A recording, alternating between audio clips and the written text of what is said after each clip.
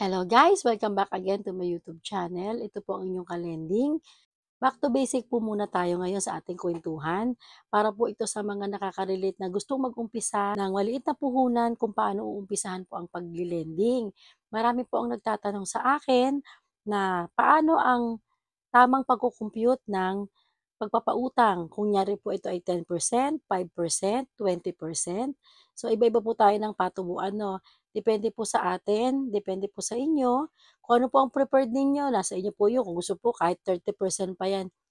Kanya-kanya po tayo ng diskarte kung paano natin mapapalago. As long as kaya pa naman ang ating customer. Depende po sa term or haba ng panahon na kanyang huhulugan po ang kanyang hinirap.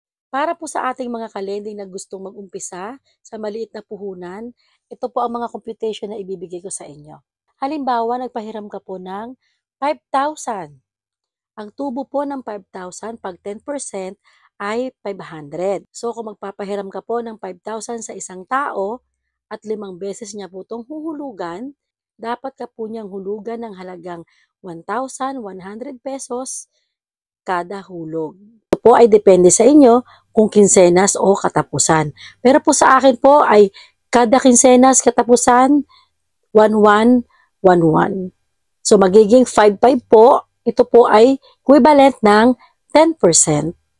Then, mga kalending, meron tayong mga kasama dito ngayon na ang paraan ng pagpapautang ay lingguhan.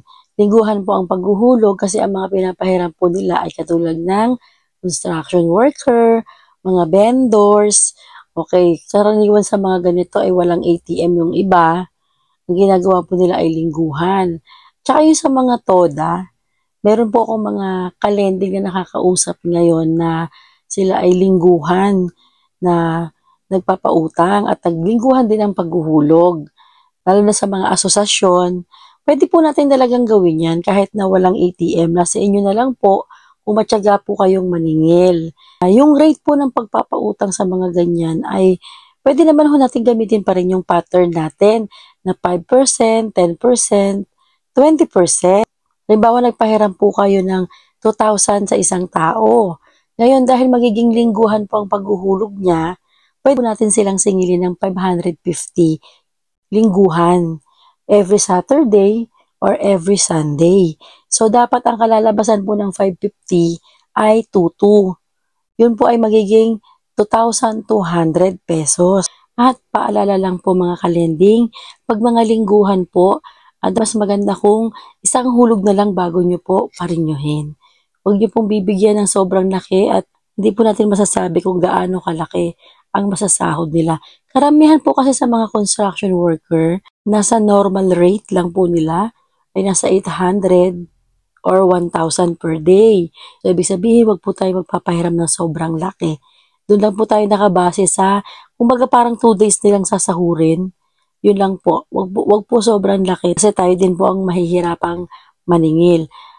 Lalahanin po natin, wala po tayong hawak na anumang ATM. Kasi karamihan po sa mga construction worker natin ay payroll. Doon naman po sa mga vendor natin, wag din po sobrang laki. Maximum na siguro hanggang 5,000. Pero hindi po lalampas doon kasi mahirapan din po kayo maningil niyan dahil hindi po lahat ng araw ay malakas ang benta. Di po lahat ng araw ay malakas ang kita ng ating mga vendor. So, doon lang po tayo sa hanggat maaari hanggang 3,000 lang, ganon. At mas mabuti ang ibigay nating interest ay 5 or 10% lamang po. Kung ito po ay magiging lingguhan ang paniningil. So, yun muna po mga kalending. Good luck po sa inyo mga pagpapautang. See you again on my next vlog.